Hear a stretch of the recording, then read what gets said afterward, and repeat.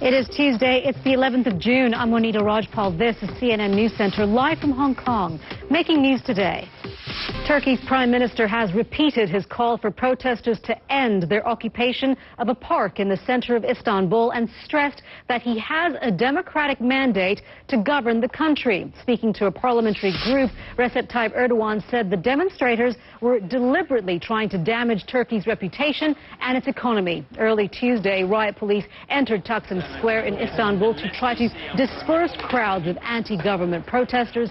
Some demonstrators hurled petrol bombs at armored vehicles. Police fought back with tear gas and water cannons. CNN's Nick Payton-Walsh is on the scene in Istanbul. He joins us now live with more on that. How is it looking right now, Nick?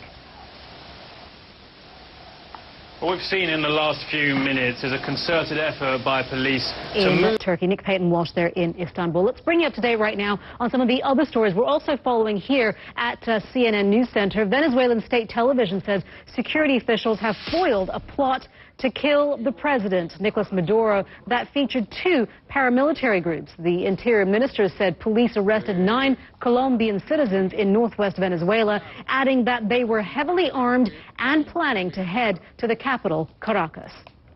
French prosecutors have asked for prostitution-related charges against Dominique Strauss-Kahn to be dropped, citing a lack of evidence. The former head of the International Monetary Fund is among several people charged with aggravated pimping in an investigation into sex parties in the northern city of Lille. At least 4 people have been killed and 6 more injured in an apartment building collapse in Mumbai in India. Rescue workers are still searching for more people trapped under the rubble. Indian media say the collapse happened on Monday evening after heavy rains.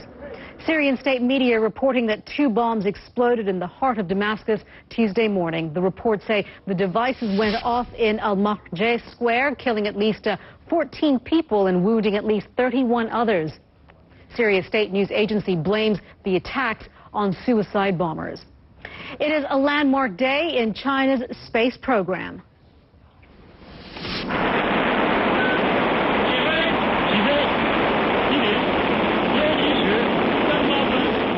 3 astronauts have been successfully launched into orbit after the Shenzhou 10 spacecraft blasted off from the Gobi Desert just in the past hour. But for now, you are watching CNN News Center as U.S. surveillance systems are exposed to public view. The man who revealed them goes into hiding right here in Hong Kong. We bring you the very latest next.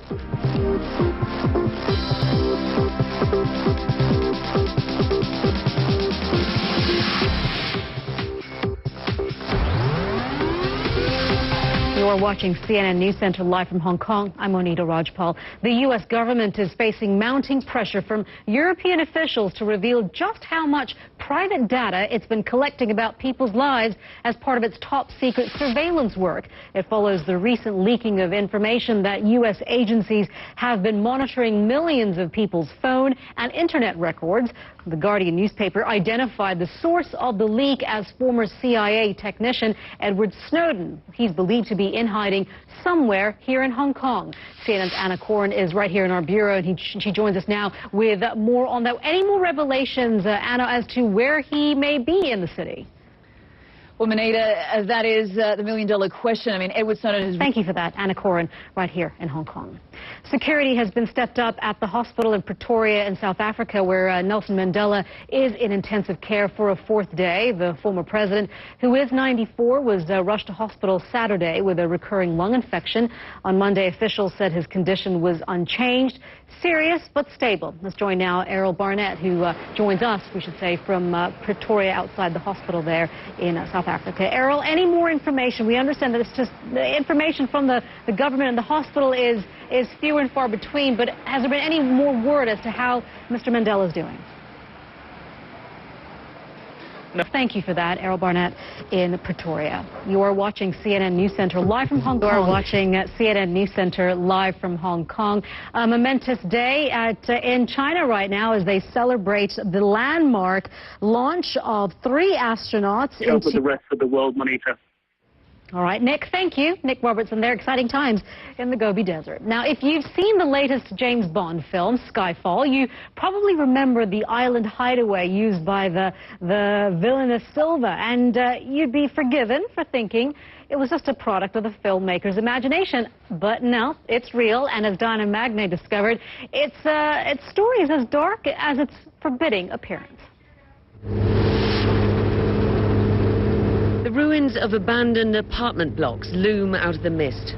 We're speeding towards Hashima Island, 17 kilometers off the coast of Nagasaki. CNN, Hashima Island, Japan.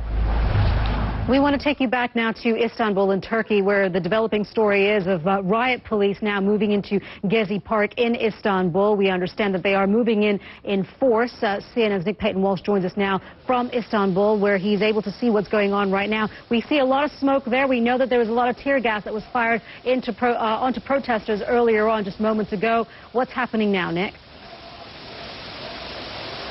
It is potentially a troubling development because there's pretty little doubt from what we've seen. The numbers of riot police that have headed up the steps from Taksim Square behind me, where this standoff has been going on for hours. They moved up the steps, and now through the tree line we can see substantial numbers, I would say.